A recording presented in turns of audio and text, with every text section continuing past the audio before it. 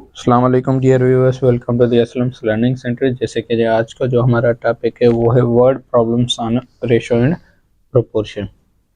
जो word problems आते हैं आपके पास, हम आज उसकी थोड़ा सा डिस्कस कर लेंगे उन पर। तो पिछले वीडियोस जैसे हमने उन पर रेशो प्रोपोर्शन, जो उसमें आपके पास कोई भी रेशो कैसे फाइंड करते हैं, या फोर्थ प्रोपोर्शनल हमने किया था, first second third mean proportion कैसे फाइंड करते हैं, वो हमने पिछले वीडियोस में हमने करके लिए थे। आज का जो टॉपिक है वो है words problem.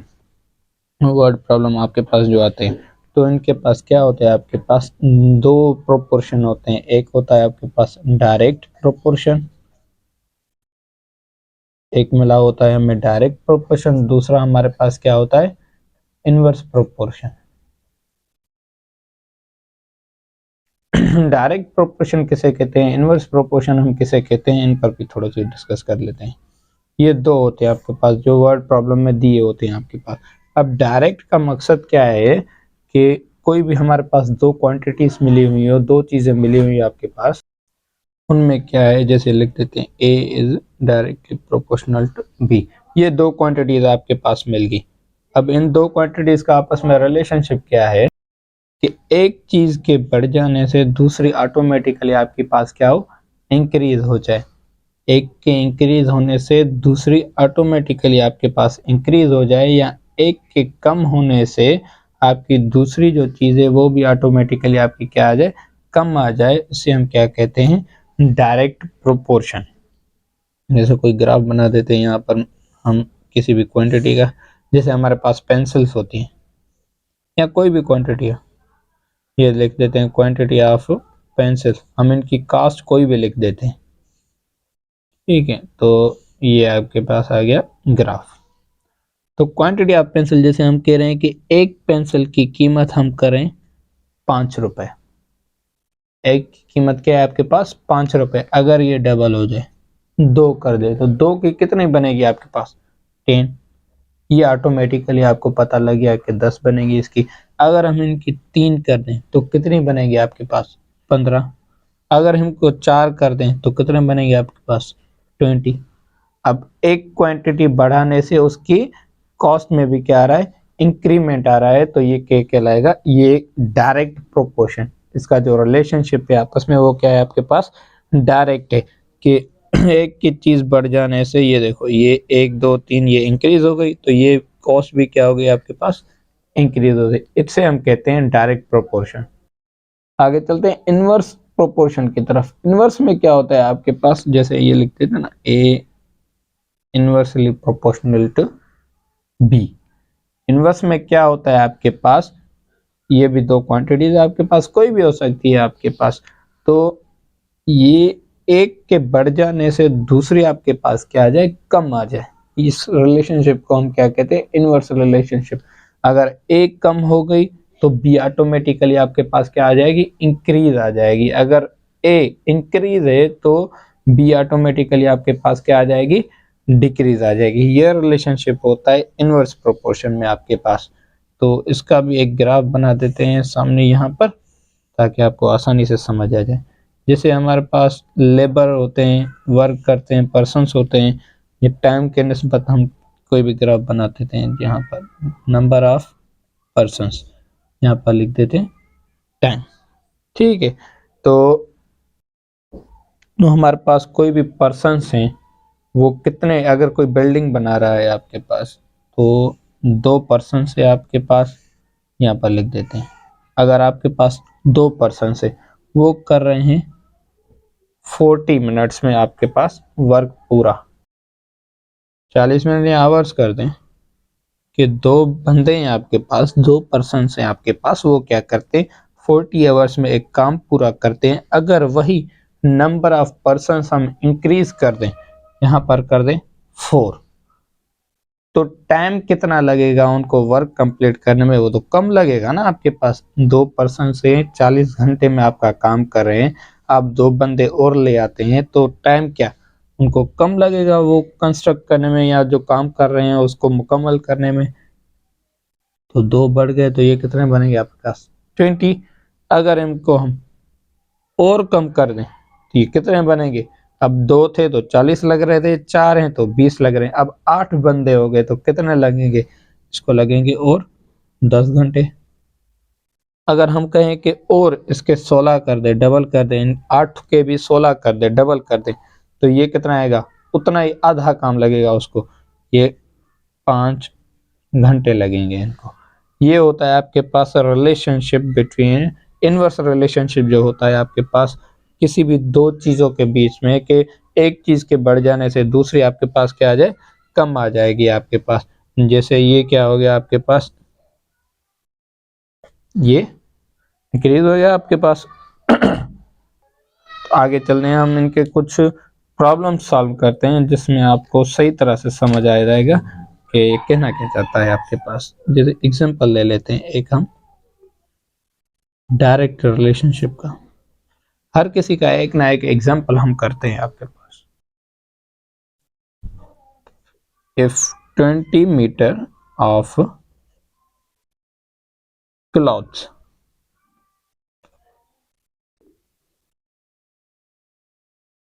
is used to make 4 dresses,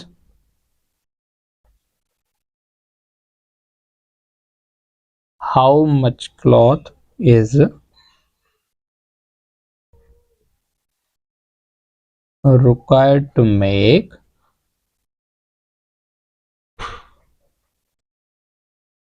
15 dresses। ये आपके पास आ गया एक example. If 20 metre of cloth is use to make 4 dresses. अब 20 मीटर का जो एक कपड़ा है आपके पास, उसको हम यूज करते हैं 4 ड्रेसेस बनाने के लिए। कह रहा है कि how much cloth is required, कितना आपको क्लॉथ रिक्वायर्ड होगा टू मेक 15 ड्रेसेस, 15 ड्रेसेस बनाने के लिए। अब सॉल्यूशन कर लेते हैं हम इनका, लिख देते हैं इनके रिलेशनशिप आपस में। तो आपके पास क्या है, आपके पास ड्रेसेस और क्लॉथ्स के बीच में आपके पास क्या है, रिलेशनशिप के। आप कह रहे हैं कि लिख देते हैं ड्रेसेस और क्लॉथ्स इन मीटर, ये आपको बनाने पड़ेंगे। कोई भी दो क्वांटिटीज होंगी तो उनका आपस में क्या, आपको ग्राफ बनाना पड़ेगा। अब ड्रेसेस और क्लॉथ्स में आपस में क्या है, रिलेशनशिप है। कैसे है कि 4 ड्रेसेस बन रही हैं आपके पास, जब आपके पास क्या था, 20 मीटर का कपड़ा था। 20 if 20 metre of cloth is use to make 4 dresses, मतलब 20 मीटर का कपड़ा आपको 4 ड्रेसेस बना के दे रहा है।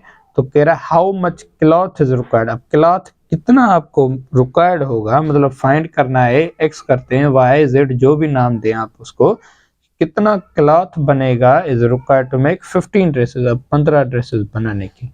ये आपके पास ग्राफ आ गया, ये आपके पास क्या आ गया, ग्राफ आ गया। तो डायरेक्ट रिलेशनशिप हम कैसे सॉल्व करते हैं, इसमें हम क्या करते हैं, आमने सामने क्रॉस मल्टीप्लिकेशन कर देते हैं। आमने सामने क्रॉस मल्टीप्लिकेशन, जैसे ये लिखा हुआ है। जब आपके पास क्या हो, आपके पास डायरेक्ट रिलेशनशिप हो, तो हम क्या करेंगे, 4 मल्टीप्लाई क्या करेंगे, x is equal to 20 multiply by 15। तो क्या बनेगा आपके पास, 4 x is equal to 20 multiply by 15 पढ़ा रहे, यहाँ पर 4 मल्टीप्लाई करा, यहाँ पर क्या करेगा, डिवाइड। 4 की टेबल 20 पर कितने टाइम्स लगेगी, 5 टाइम्स। 5 को 15 से मल्टीप्लाई करें, कितने बनेंगे आपके पास, 75 मीटर। ये आपके पास है डायरेक्ट रिलेशनशिप के। 20 मीटर कपड़े में 4 ड्रेसेस बन रही थी। अब 4 ड्रेसेस से हमें कितने पर जाना है, 15 ड्रेसेस पे, तो कपड़ा भी ज्यादा लगेगा ना। वो कितना लगेगा आपके पास, 75 मीटर। ये आपके पास होता है डायरेक्ट रिलेशनशिप फाइंड करने का तरीका। ये आपके पास क्या था, ये किसका एग्जाम्पल था, डायरेक्ट प्रोपोर्शन का। अब आगे चलते हैं इनवर्स प्रोपोर्शन की तरफ। अब इनवर्स रिलेशनशिप में आपके पास क्या आता है उस पर भी एक एग्जांपल कर लेते हैं, लिख देते हैं एग्जांपल। जैसे हमारे पास मिला हुआ हो, if 3 pipes can fill a tank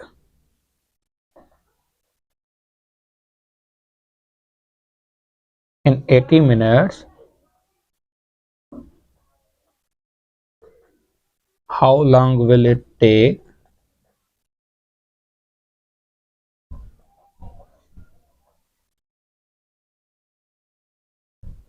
to fill the tank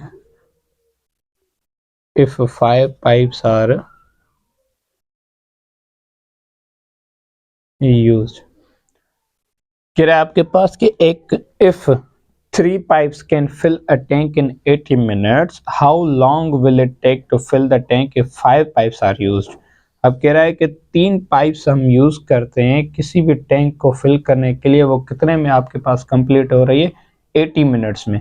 अब हाउ लॉन्ग विल टेक, कितना टाइम लगेगा आपके पास वही टैंक फिल करने में अगर आपके पास कितने पाइप्स हो? 5 पाइप्स हो। सॉल्यूशन करके हम रिलेशनशिप लिखते हैं। अब ये रिलेशनशिप किसके बीच में?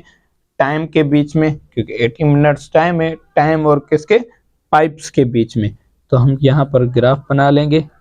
ये हो गया आपके पास पाइप्स, ये हो गया आपके पास टाइम। अब कह रहा है कि 3 पाइप इस्तेमाल करने से कितना टाइम लग रहा है टैंक को फिल करने में? 80 मिनट्स। ठीक है। अब कह रहा है कि अगर हम वही आपके पास क्या करें, 5 पाइप्स कर दें तो कितना टाइम लगेगा आपके पास? ये तो अंडरस्टूड बात है, आप खुद ही समझ सकते हैं कि 3 पाइप में 80 मिनट्स लग रहा है, तो पाइप बढ़ा देंगे तो पानी ज्यादा फ्लो करेगा तो टाइम कम लगेगा आपके पास। तो ये कौन सा रिलेशनशिप आपके पास है? ये आपके पास है इनवर्स प्रोपोर्शन वाला। अब डायरेक्ट में हम क्या करते थे, पिछले वीडियो में हमने देखा, हमारा थोड़ा पहले दिखा कि डायरेक्ट जो था आपके पास उसमें क्या था? बाय क्रॉस मल्टीप्लिकेशन था।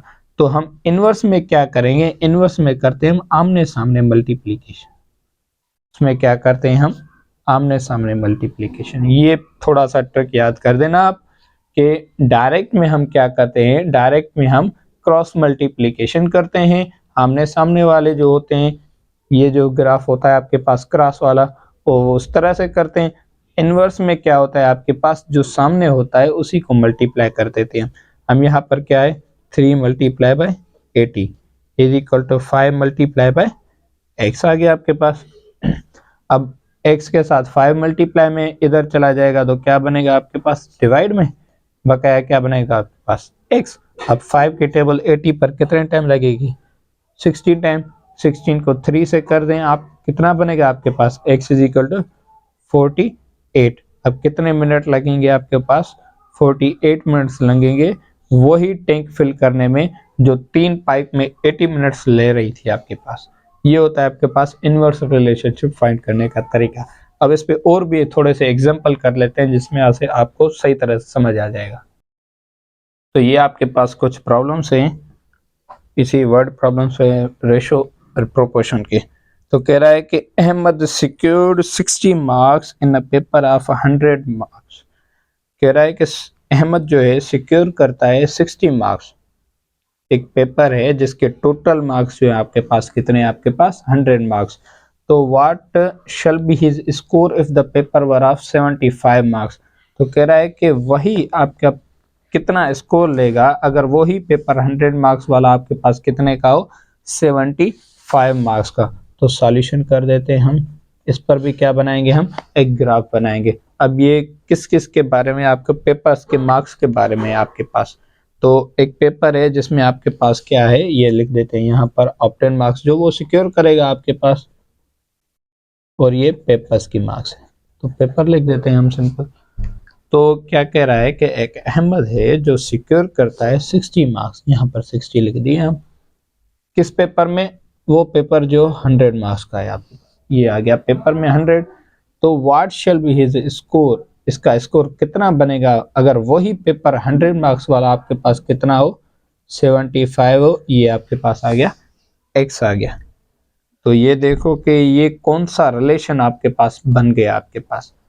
अगर कह रहा है कि 60 मार्क्स लिए 100 में से, तो 75 और मार्क्स कम हो गई आपके पास पेपर की, तो वो मार्क्स भी क्या लेगा? कम लेगा आपके पास। तो पेपर के मार्क्स कम होने से ये भी क्या बन जाएगी पास? कम बनेगी। तो ये कौन सा रिलेशनशिप है आपके पास? ये है आपके पास डायरेक्ट प्रोपोर्शन। तो डायरेक्ट प्रोपोर्शन में मैंने बताया कि हम कैसे सॉल्व करते हैं cross multiplication.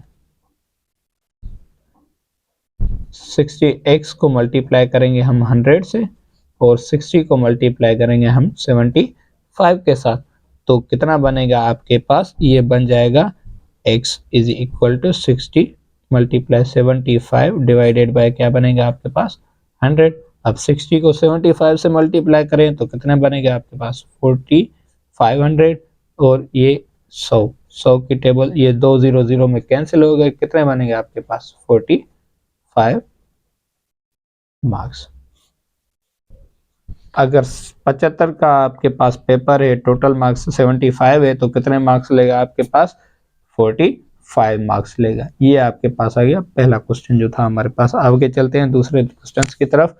The weight 5/9 of a piece of a metal, एक पीस ऑफ अ मेटल है जिसका वेट है आपके पास 5/9 इज 35 kg। अब 5/9 का एक पीस है, मेटल है, उसका वजन है आपके पास 35 है। अगर पूछे कि what is the weight 2/7 of the piece, अब 2/7 का एक पीस हो उसका वेट कितना बनेगा आपके पास। कह रहा है कि 5/9 का एक पीस है मेटल का, उसका वेट है 35 kg। What is the weight 2/7 of the piece, अगर 2/7 आपके पास पीस आ जाए तो उसका आपके पास क्या बनेगा आपके पास। आप सॉल्यूशन लिख देते हैं। ये भी रिलेशनशिप किसके बीच में आपके पास, एक वेट है एक मेटल है 5/9 का, 2/7 का मेटल और वेट के बीच में आपके पास। तो लिख देते हैं ये वेट और ये क्या है आपके पास मेटल। अब वेट द वेट 5/9 आपके पास कितने बने आपके पास 35 kg। वेट 35 kg किस मेटल का 5/9 वाले पीस का, मेटल इसको कहते हैं पीस, ठीक है। वेट 35 kg है किस पीस का 5/9 का आपके पास। कह रहा है कि वही अगर आपके पास 2/7 हो तो वेट क्या बनेगा आपके पास। ये भी आपके पास क्या है डायरेक्ट प्रोपोर्शन है। तो इसको भी हम क्या करेंगे बाय क्रॉस मल्टीप्लीकेशन। तो x किसके साथ मल्टीप्लाई में 5/9 के साथ, और यहाँ पर 35 मल्टीप्लाई किसके आपके पास 2/7, 7 की 35 पर कितने टाइम लगेगी आपके पास 5 टाइम्स। 5 को 2 से कर दे कितना बनेगा x। अब लिख देते हैं 5/9, सेम ही पड़ा रहे बोला 2 5 इंटू 2 कितना बनेगा आपके पास 10। अब 5/9 यहाँ पर क्या करा है 9 डिवाइड करा है तो उधर चला जाएगा, तो क्या करेगा आपके पास multiply x is equal to 10 multiply by 9 और 5 x के साथ मल्टीप्लाई, तो यहाँ पर क्या बनेगा आपके पास डिवाइड में 5 की टेबल यहाँ पर कितने टाइम्स लगेगी 2 टाइम्स। 2 को 9 से कर दें तो कितना बनेगा आपके पास 18। तो कितना बनेगा इसका वजन 18 kg आपके पास बनेगा। अगर आपके पास दूसरे क्वेश्चन हो जैसे कि आपके पास लिखा हुआ है if a dozen eggs cost is 60 find the cost of 32 eggs. ये तीसरा नंबर क्वेश्चन है आपके पास। कह रहा है कि एक डजन है एग्स का जो कॉस्ट है उसकी वो कितनी आपके पास 60 रुपीज। कह रहा है कि find the cost of 32 eggs. अब 32 एग्स की मुझे बताएं सॉल्यूशन। अब किस किस के रिलेशनशिप है बीच में, अब ये आपके पास एक्स के बीच में जो डजन में आपके पास वो क्या है आपके पास उसकी प्राइस या कॉस्ट लिख दें जो भी है, ठीक है। अब कह रहा है आपके पास कि एक डजन है आपके पास। अब डजन में कितने आते हैं आपके पास एक्स, डजन का आपको पता है कि कितने होते हैं आपके पास 12 होते हैं। अब कह रहा है कि 12 जो एक्स है उसकी प्राइस है आपके पास क्या 60। Find the cost of 32x। तो अगर ये 32x बन जाएंगे तो कह रहा है कि उसकी प्राइस बता दें। रिलेशनशिप बन गया आपके पास। 12 से 32 पर जा रहा है आपके पास तो कॉस्ट भी उसकी क्या होगी इंक्रीज होगी, तो ये क्या आ जाएगा आपके पास डायरेक्ट प्रोपोर्शन। अब डायरेक्ट प्रोपोर्शन हमने बताया था कि हम कैसे सॉल्व करते हैं बाय क्रॉस मल्टीप्लीकेशन। तो 12 multiply by x, 60 multiply by 32। अब 12 मल्टीप्लाई बाय x, 60 को 30 से मल्टीप्लाई कर दे तो आपके पास कितने बनेंगे 90 20। तो क्या आ गया आपके पास? अब हमें चाहिए क्या? खाली x। तो ये x इधर ही पड़ा रहा है 19 20। अब 12 क्या कर रहा है इसके साथ? मल्टीप्लाई। उधर चला जाएगा तो क्या करेगा आपके पास? डिवाइड। तो ये आपके पास कितने बनेंगे? आपके पास टेबल लगाएंगे तो कितने के लगे आपके पास? 16 की, 160 की, सॉरी 160 की आपके पास टेबल लगेगी। तो कितने बने आपके पास? 32 की 160 प्राइस बिलिंग। ये हो गया आपके पास ये वाला क्वेश्चन। अब आगे चलते क्वेश्चन नंबर 4 की तरफ की। कह रहा है book covers 130 pages with 24 lines on every page. एक बुक है जो 130 पेजेस कवर कर रहा है with 42 lines on every page, जिसकी 24 लाइनें हर एक पेज पर है। 130 पेजेस का वो क्या है आपके पास? बुक है। If we make the same book of 80 pages, वही बुक हम क्या करते हैं? 80 पेजेस का कर देते हैं। When increase line number of lines, उसमें लाइन्स क्या करते हैं? हम इंक्रीज कर देते हैं। How many lines would be there on every page? अब हर मतलब पेज पर कितनी लाइन्स बनेगी आपके पास? सॉल्यूशन। अब ये जो रिलेशनशिप है वो क्या है? एक बुक और लाइन्स के बीच में, या पेजेस और लाइन्स के बीच कर देते हैं। अब ये पेजेस है और ये किसके? लाइन्स के बीच में आपके पास एक बुक के 130 पेजेस पर है मबनी, तो उसकी क्या है? हर एक पेज पर लाइन कितनी है आपके पास? 24 लिख रहे हैं ना। अब बुक को कवर्स 130 पेजेस। अब बुक है जिसके 130 पेजेस हैं, उसमें लाइन्स कितने आपके पास? 24। तो वही कह रहा है कि वही सेम बुक हम 80 पेजेस का कर दें। तो increasing number of lines, increase कर देते हैं नंबर ऑफ लाइन्स आपके पास। मतलब क्या है? ये इंक्रीज हो जाएंगी। How many lines would be there on every page? हर किसी लाइन पर मतलब क्या कितनी लाइन्स बनेगी आपके पास हर एक पेज पर? अब देखो 130 पेजेस पर था तो 24 लाइन थी आपके पास। अब क्या है? डिक्रीज कर दी, कम कर दे पेजेस, 80 पर ला के खड़ा कर दिया, 80 पेजेस का बुक बना दिया। तो ये क्या बनेगा? ये कह रहा है increase number of lines. Relationship देखें, पेजेस कम हो गए आपके पास, नंबर ऑफ लाइन्स कह रहा है इंक्रीज कर दें। एक चीज के कम होने से दूसरी क्या होगी आपके पास? इंक्रीज हो गई। तो ये कौन सा रिलेशनशिप है आपके पास? इनवर्स रिलेशनशिप या इनवर्स प्रोपोर्शन जैसे कहें आप। तो हम वो कैसे सॉल्व करेंगे? वो मैंने बताया आपको कि सामने आपस में सामने वाले नंबर्स को मल्टीप्लाई कर देंगे। अगर सामने वाले हम 130 मल्टीप्लाई कर देंगे 24 से, किसके बराबर? 80 मल्टीप्लाई बाय x। अब 130 मल्टीप्लाई बाय 24 कितने बनेगा आपके पास? 31 20, और ये क्या बनेगा? 80x। 80 यहाँ पर मल्टीप्लाई करा है, उधर जाके क्या करेगा आपके पास? डिवाइड, बराबर में x। अब 80 की यहाँ पर टेबल कितने टाइम्स लगेगी? 39 टाइम्स। तो आपके पास लाइन्स कितने बनेगी? 39 लाइन्स बनेगी। देखो 24 से 39 पर चला गया। ये होता है आपके पास इनवर्स रिलेशनशिप फाइंड करने का तरीका। आगे चलते हैं हम अगले क्वेश्चंस की तरफ। जो 5 नंबर है आपके पास वो क्या है आपके पास? If 80 workers complete a work in 6 days, find the number of days required to complete the same by 10 workers. अब कह रहा है आपके पास, सॉल्यूशन लिख देते हैं। कह रहा है कि एक 80 वर्कर्स हैं जो कंप्लीट करते हैं एक वर्क जो उनको टास्क मिला हुआ है वो 6 डेज में। Find the number of days required to complete the same by 10 works. अब 80 वर्कर से एक वर्क मिला हुआ है, एक टास्क मिला हुआ है उनको, जो 6 डेज में पूरे करते हैं। अगर वही कहे कि मुझे बताए टास्क मिला हुआ हो 10 वर्कर्स करें तो कितना टाइम लगेगा आपके पास? अब ये जो है आपके पास किस किस के रिलेशनशिप में बीच में है? वर्कर्स और डेज के बीच में लिख देते हैं कि वर्कर्स और डेज के, वर्कर्स और डेज के बीच में।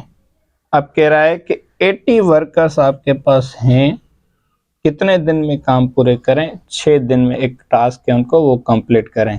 अब मुझे बताएं कि find the number of days, number of days मुझे बताएं required to complete the same by 10 workers.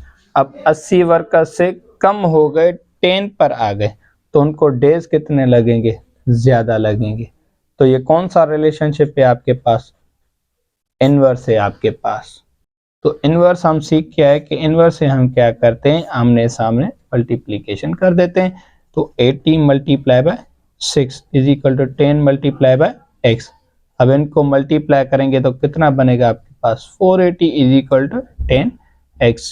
10x के साथ क्या करें, मल्टीप्लाई इधर चला जाएगा तो क्या करेगा, डिवाइड। तो 10 की 480 पर कितने टाइम्स लगेगी, 48। इनको जो डेज लगेंगे वो कितने लगेंगे आपके पास, 48 डेज लगेंगे 10 वर्कर्स को वही कंप्लीट काम करने में जो 80 वर्कर्स 6 दिन में कर रहे थे। ये होता है थोड़े से तरीके आपको कि डायरेक्ट और इनवर्स आपको रिलेशनशिप कैसे फाइंड करना हो अगर आपको रेशियो और प्रोपोर्शन में आपके पास कोई प्रॉब्लम्स हो। वीडियो देखने का बहुत बहुत शुक्रिया। अगर कोई भी प्रॉब्लम हो, कोई भी आपको समझ में ना आए क्वेश्चंस वगैरह, तो आप कमेंट सेक्शन में पूछ सकते हैं।